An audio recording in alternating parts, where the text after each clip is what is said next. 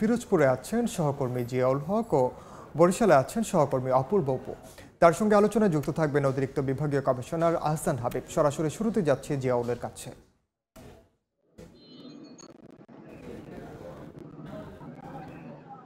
দক্ষিণের জেলা পিরোজপুরে 135 কিলোমিটার নদীপথ রয়েছে। তো এই যে 135 কিলোমিটার নদীপথ রয়েছে, এখানে যে ছোট বড় প্রায় 12টির মতো নদ নদী রয়েছে পিরোজপুর জেলাতে। তো এই যে 135 কিলো নদীপথে দখলদারিত্বের কারণে এখন নদী অনেকটাই নষ্ট বসেছে।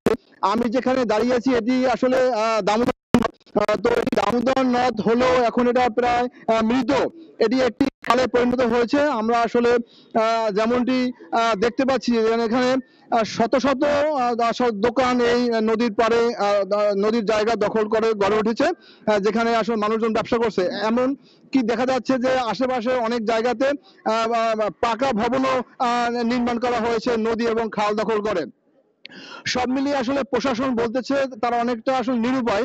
মাঝে মাঝে তখন তারা আসলে এই যে দখল উচ্ছেদ করে, কিছুদিন গেলে পরেই আবার সেই দখলদাররা সেই নদী এবং খাল দখল করতেছে।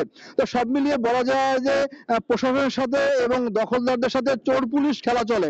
কারণ প্রশাসন দখল উচ্ছেদ করার পরে আবার যারা থাকে তারা কিছুদিন পর দখল করে নিয়ে যায় এমনটি।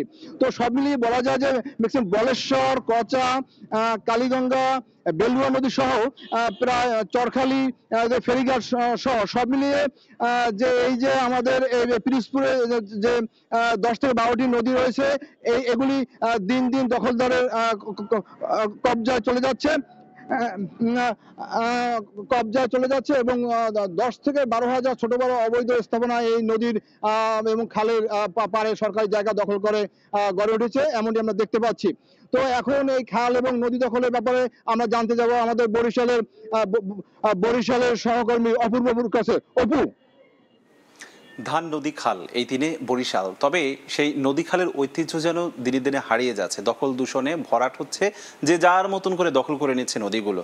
আমরা এই বিষয়ে বরিশাল বিভাগের সর্বোচ্চ একজন প্রশাসনিক কর্মকর্তা আমাদের সাথে যুক্ত হচ্ছেন। বরিশাল বিভাগের অতিরিক্ত বিভাগীয় কমিশনার মোহাম্মদ আহসান হাবিব যুক্ত হয়েছেন আমাদের সাথে। আপনাকে ধন্যবাদ জানাচ্ছি সময় দেওয়ার জন্য। জানতেই চাচ্ছি যে আপনাদের চোখেও এসেছে কিনা যে নদী খালগুলো, খাল তো আছেই, মানে নদীগুলো দখল হয়ে যাচ্ছে, আপনাদের চোখে কি পড়েছে বরিশালের? ধন্যবাদ আপনাকে নদী নিয়ে কোশ্চেন করার জন্য। আপনি জানেন যে বরিশাল ধান নদী খাল নিয়ে বরিশাল এই ঐতিহ্যবাহী বিভাগে 102টি খাল নদী রয়েছে, যে নদীগুলো বরিশালের চারদিকে ঘেরা। এবং এই নদীর দূষণমুক্ত করার জন্য আমাদের বিভিন্ন প্রচেষ্টা রয়েছে। বিশেষ করে প্রতিটি জেলা থেকে একটি করে নদী আমরা অলরেডি দূষণ মুক্ত করার আওতায় নিয়ে এসেছি, এবং বিভাগে একটি নদী। অন্যান্য নদী জেলার যে নদীগুলো রয়েছে সেগুলো আমরা যেখানে আপনাকে একটু প্রশ্নটা করতে চাচ্ছি যে কতটা দূষণ মুক্ত হয়েছে? নদী তো যে যার মতন করে দখল করছে। শহর ঘেঁষা কিস্তুনখোলা নদী, এর আশেপাশে বরিশাল বিভাগের প্রত্যেকটা জেলার শহরই আমরা দেখছি নদীগুলো দখল হচ্ছে।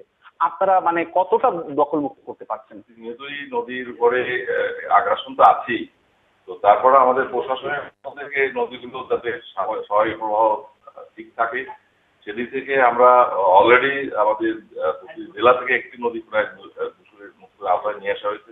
অন্যান্য নদীগুলো অনেকটাই দূষণ মুক্ত আছে এখন। যদিও এখানে নদীর ভরা রয়ে যাচ্ছে, নদীর দুই পাশে আবার অবৈধ বালু উঠাচ্ছে, সেদিক থেকে তারা দূষণ করছে। তো সেদিক থেকে আমি যেহেতু মনে করি বরিশাল এখন নদীর স্বাভাবিক প্রবাহ এখন ঠিক আছে এবং যুক্ত ছিলাম পিরোজপুরে।